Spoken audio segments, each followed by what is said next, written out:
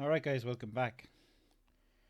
So, here in this question, we're to show that there is only one value of x. So, x is a variable, as is x plus 4, and x minus 4, and x minus 5, etc. These are variable expressions, for which this is a right angle triangle. So we're going to. So the way Pythagoras' theorem works is that its converse is also true. So Pythagoras' theorem states if there's a right angle triangle, then the hypotenuse squared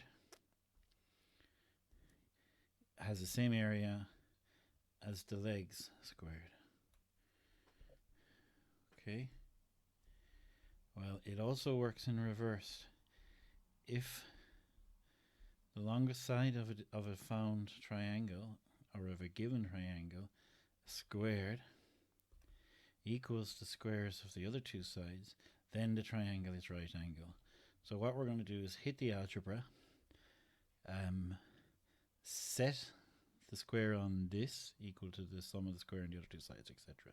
Let's just first put a few letters on it so we can remind ourselves. Now what we're trying to do is solve this triangle.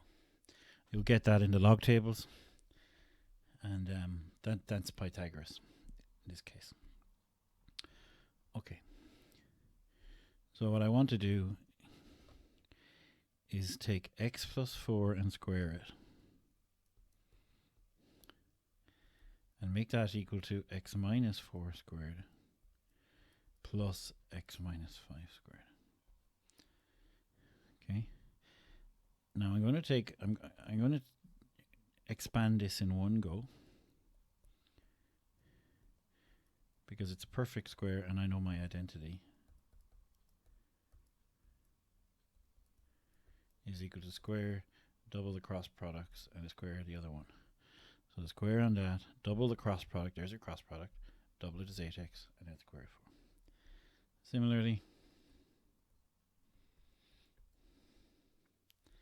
and similarly,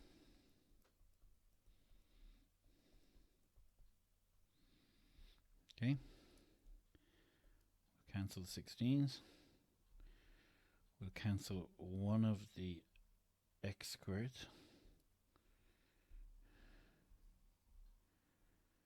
and we will let the right hand side be the standard side, if you like.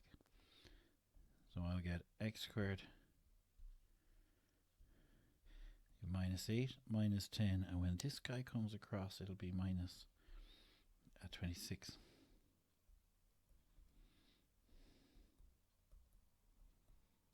Okay, just have about enough space to factorize that. This is a like sign, both negative.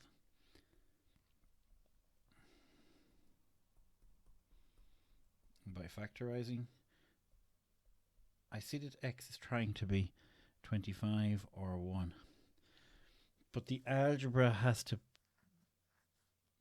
pass the geometry test.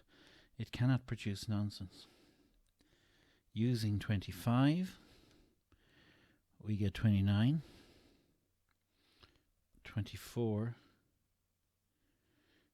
and 23. Okay, and you can quickly check on a calculator. 24 squared is 484. No, it's not. It has to end in 6. You can check that on a calculator. And here, we'll check it on a calculator. 23, 24, and 29.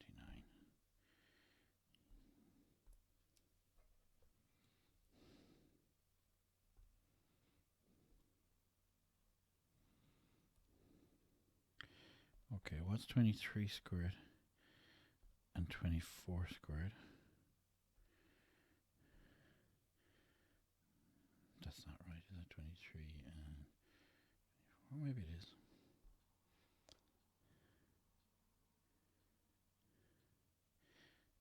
I'm in trouble. Because 29... okay, let me see, have I made a mistake with my numbers? 25 and 4 is 29. 25, take away 5, there's my mistake there, is 20. So you see how important it was that I'm thorough in checking because I made a terrible mistake. It was a genuine mistake. Okay, and I discovered, and the importance of that is that you don't walk out of the exam having left a mistake in there. You leave nothing, like we say in a football match or in sport, leave nothing on the you left it all out in the picture. I can't even remember the expression, but that you gave it your all. It's the same with maths. You want to give it your all, and you don't want to take anything for granted. So back where I am right now, I'm checking 21 squared and 20 squared. And that looks much better because there's a way of knowing how squares end up. 9 nines will end with 1. This will end with 0, and this will end with 0. So I'm far more confident now.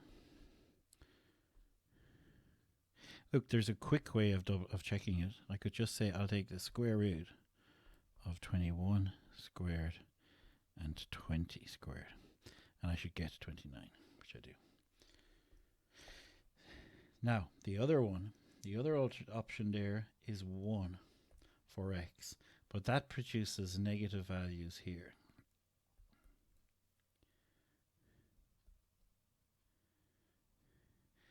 And in a way, if you're allowed negative values, then that's acceptable, because minus 4 squared plus minus 3 squared. But you see, in geometry, we have this theorem, and it's part of our course, that distance can never be negative. So having an x value that makes those legs negative is just has to be thrown away. Okay. And we also have to check exactly what do they ask. Show that there is exactly one value of x for which this triangle is right angle. We've done that. Okay, I'll take it you can understand those solutions. We move on to this. Okay, so what we're going to do here is I'm going to multiply this out, and then we're going to factorize it. So basically,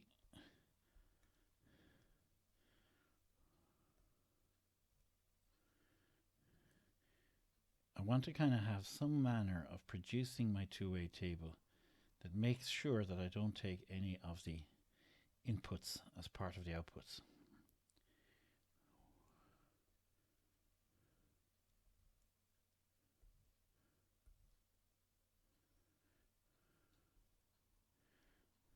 Okay, so it would be a good idea for you to distinguish that from the rest.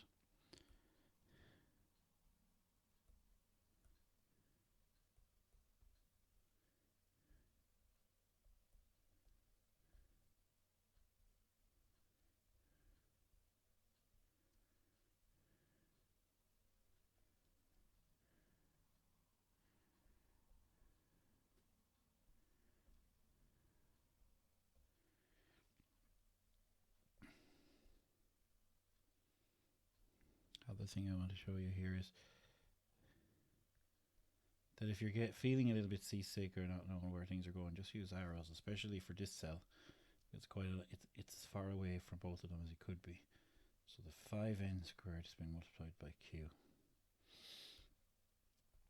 And you could do that for any given cell. Okay, so there's 5 partial products, and none of them are alike.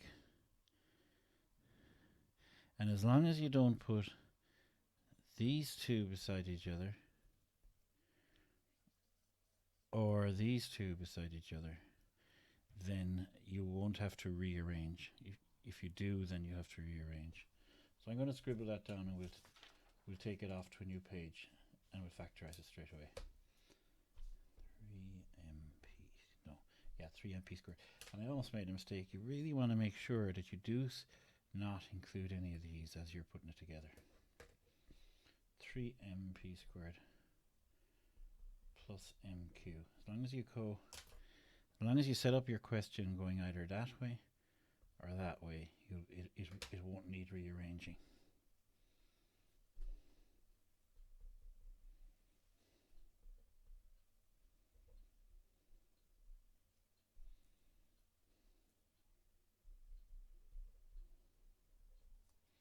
Some of the writing there is a bit cryptic to the square there. Okay, so let's just throw up a new page here. What's this going on here? Let's get rid of that. Okay. And the job is to factorize the following.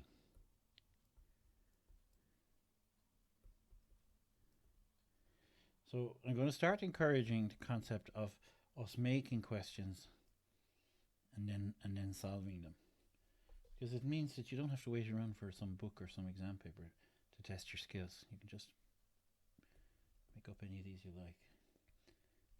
Maybe leave it alone for a while and come back and factorize it. Okay? So the idea is that these two are processed completely separately to these two. So we're looking at these two here, the first two, and we're looking for a common factor, which looks like m. Now, we know we're going to end up with 2 terms times 2 terms, binomial times binomial. So let's take advantage of what we know by taking out the m, leaving the unknown, and writing what's left after taking out those m's. Okay. Now what goes here will be discovered by dividing here. And each and both of them will give the same result. So 3 into 15 is 5. P squared cancels P squared and you've n squared. Now we should have got the exact same on this calculation here. 5n squared is 5n squared. Okay. And we'll spend plenty of time in the next few weeks making up those questions and putting, especially having minuses on them as well. That's that one done. Okay, in your pre, you have this in question 7. And you're to write down the 2 factors. So I'm hoping you've done this independently yourselves. What I see is, I see the negative. And we're talking about factors, so I'm expected to factorize it. The negative means it's a mixed type, and here we are, we're at our frame. And you can check to see, are we keeping the 2 and the 6 all on their own, and we're not, because the middle is not 11. And the middle is not 4 or negative 4. So we have to split, and the only number we're going to split is the composite number. Okay, we can't put the 2x up and 3x down. No, the 2 and the 3 up and down. Because if we had common numbers in the same factor, then there'd be a common factor throughout, and we would have already taken it out. So I already know this has to be 3x and 2x without a doubt. Sorry, I keep mixing up. See, even teacher making mistakes. That's why practice is so important. Okay. Now, remember we're looking for the biggest of the partial products or cross products, which is that worth 4x. It has to be negative because of this, making the other one positive. Okay, and that's all they want. Our analysis kind of processes could take that into roots and into graphs and everything, but that's all they want. We push on.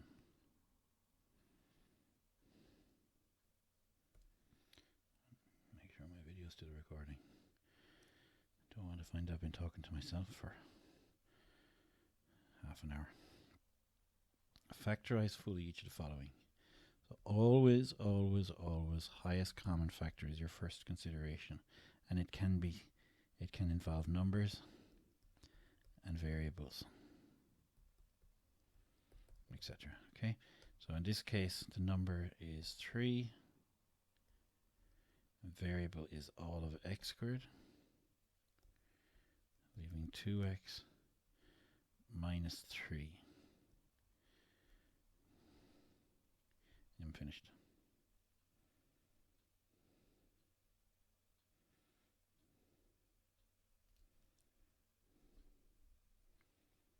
Okay, now if you had to set it to 0, the 3 wouldn't really count for anything, and you'd get 0 and 3 over 2, but we haven't, so let's push on. Okay, this is a disguised difference of 2 squares.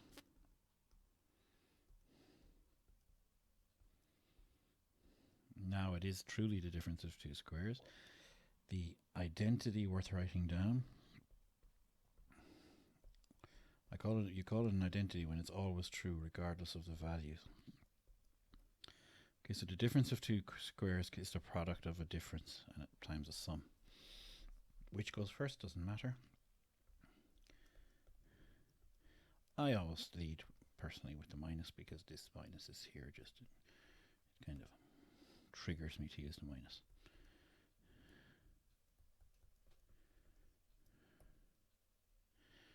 Okay, I hope you like the colourful pen, and that's your answer. No reason that your answer should be at the bottom of the question, you just put a box around it. Hey, great, we can do our grouping. So grouping the first two, we expect it to look like this by the time we're finished. What can we take out? What's that? A squared. What does that leave in? In other words, what's a cubed over a squared? A. And what's minus a squared b over a squared? Minus b. Okay. And now how many times does a go in there? Plus 4. And just to be sure, is it true that minus 4b, this bit over minus b, is also equal to 4? Yes, it is. Okay. And you're done.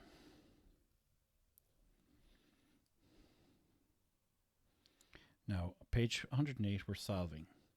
Use the zero product rule, 2 or minus 4. No work need be shown. That's very elementary. Okay, where hopefully you're smiling and going, yes, we've really prepared for this. So your tests are negative here. Is it 38 in the middle? No. Is 13 take 3, 10? Yes. Now also, these are primes. So there's no way they were going to split anyway. And it's either like that or the other way around. And it doesn't matter if you keep forgetting, because at the end of the day, the frame sorts it all out for us anyway. That, yes, the difference of 13x and 3x is 10. The bigger of the two is this one. He wants to be positive, so he'll end up winning this battle of the signs. Now we can go on to solve it. Now because they were asked directly to solve it, I can look at that, eyeball that, and say the answers are 3 over 13. I was never asked to factorize it. So 3 over 13 or minus 1. Okay, and by all means do write those factors down. Lift them off to 3 and write them down if you want to, but you don't have to. You certainly will be setting that to naught and then using the zero product rule to give that answer and that answer. And just while I'm at it, I'll show you where that answer came from in case you've forgotten. Set each one to naught. For instance, that one is equal to naught. Transpose to negative 3, divide down by 13. Or learn how to do it by inspection. Change the sign, the constant over the coefficient. Did you hear that? The constant. Change the sign now, don't forget. And then the constant over the coefficient. Blah, blah, blah. Okay, lovely. So we're on to our fractions. Remember, we don't want to juggle 3 balls. You could multiply across by 10. And it's certainly okay to do that. But I prefer to just get this. Or do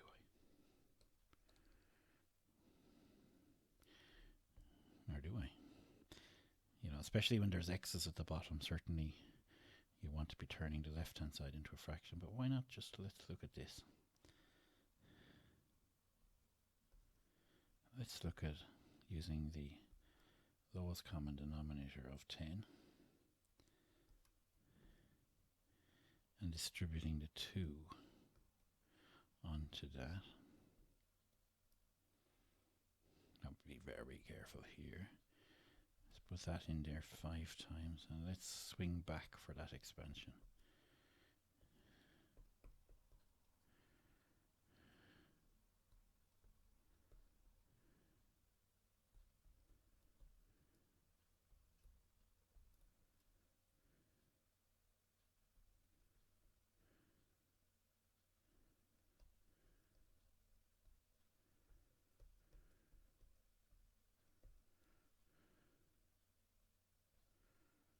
change all the signs.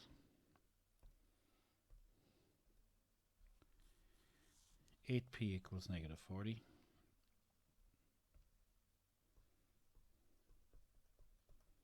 P equals negative 5. Now I'm going to talk to you here about this because yes, you can do it by elimination, but it isn't the best way. This is screaming at you to use substitution. Because you got to clear that, you want to clear that 3 anyway. So you go to times 3 to top.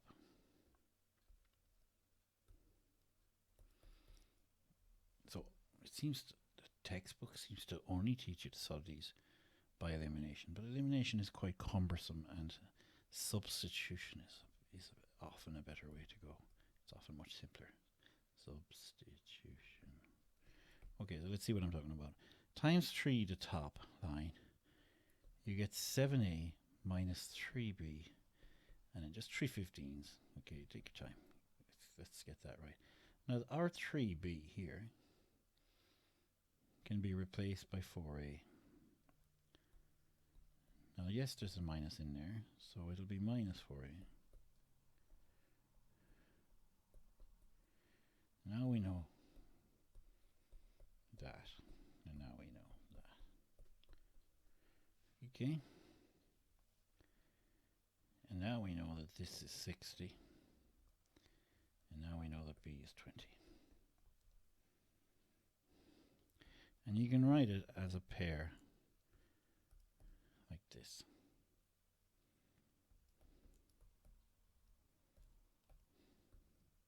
Put it in a box and away we go. There'll be more of them because it seems they're really favoring. Now you can do it the other way. The way you can do it by eliminating, bringing the a's and the b's to one side. It's not very nice. It's not the way to do that question though.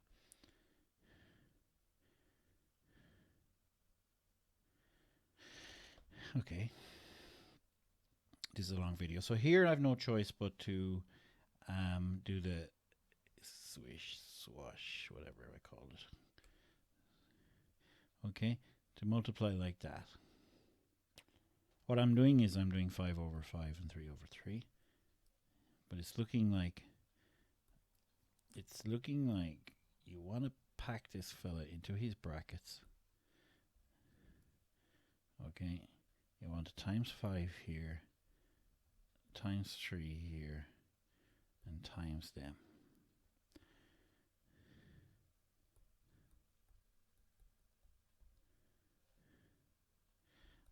The 3, instead of putting it there, I'll put it in front, because we like the monomials to be in front of binomials.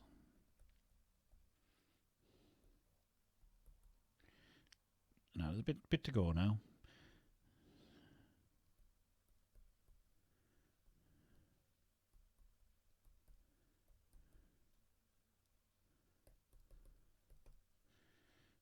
Okay, looking like 36x. Looking like what? Plus 11, I think. All over 15. Bit of a mess, but that's the way it came out. And they didn't go on to ask us anything. Now that they'd often go on and say, now set that equal to something else and cross multiply and so on, but that's the answer. If I got it right, we'll discuss this in class and we'll see how you get on. But I'm getting 36x plus 11 over 15. Okay, we did this the other day. So you could do long division, you can do synthetic division, which I'll be showing you. I'll probably show you now. And you can do the wishful thinking method. Let's do the wishful thinking method. Won't take long. It goes in 2x squared minus 5, and then there's still some linear term which we don't know. Okay, and that by this has to give this, and we just focus on that from here. Okay, which is that the minus 5a, we can eliminate the x. We can say minus 5a minus 5 times x is equal to minus 10. So it looks like that, I hope you see. minus 5a minus 5 equals minus 10. Let's take away all the minuses. I better write that again. My pen is a bit thick, isn't it? Okay, equals 10 divided by 5.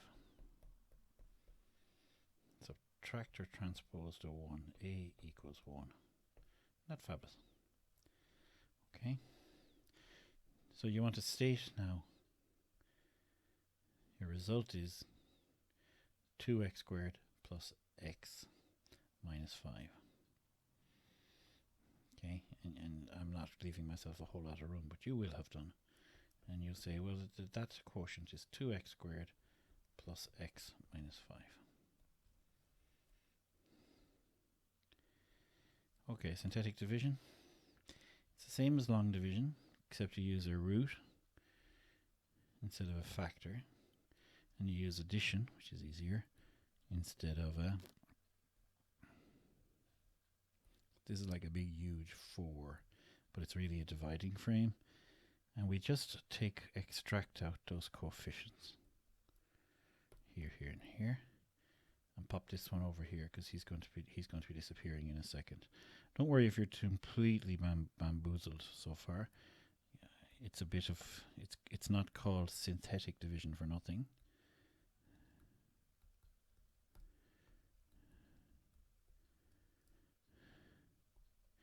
2 5s is 10. They add to 1. 2 1s, sorry, 5 1s is 5.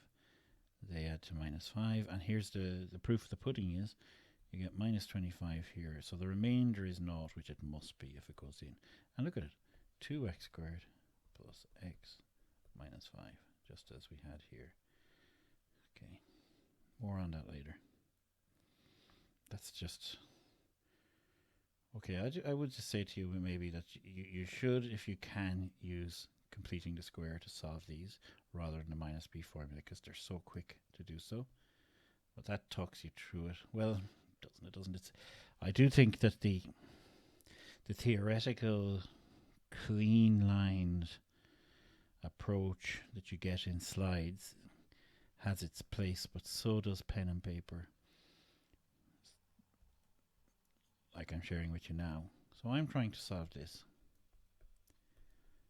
I remember that if the middle is even and if it starts monic, then I can easily solve it using completing the square.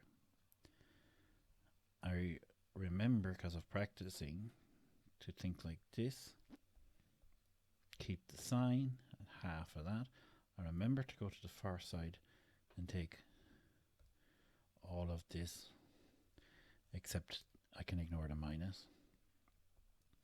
And I remember to transpose to negative 13. Okay, this is 22. Now, square root property. Now, transpose. And you can do that much quicker than using the minus b formula. I think that's it for until we do some questions tomorrow. I don't intend for you to do any of these things, these questions out here. I just made up a bunch using automation. But I will make up problem solving that involves this, what do you call it, the different discriminant, d. But for now, I don't think there's any questions in here. I think I've done all your homework there at this stage. Just there's a link there, but I'm not on Acrobat. But there is a link there to get into this tool and to set the coefficients to anything you want. Okay, so we'll park it up at that. It's a long video. And more lovely maths tomorrow. Okay, bye-bye.